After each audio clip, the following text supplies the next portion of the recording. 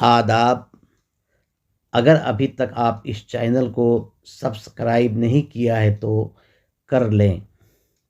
عرض کیا ہے ابھی تک آدمی صید جبون شہر یاری ہے، قیامت ہے کہ انسان نوع انسان کا شکاری ہے۔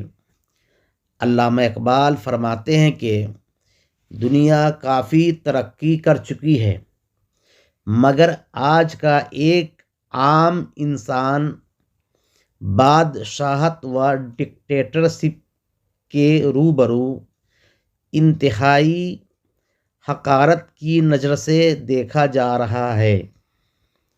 اس سے بڑھ کر دکھ کی بات کیا ہوگی کہ انسان خود انسان سے ناجائز فائدہ حاصل کر رہا ہے۔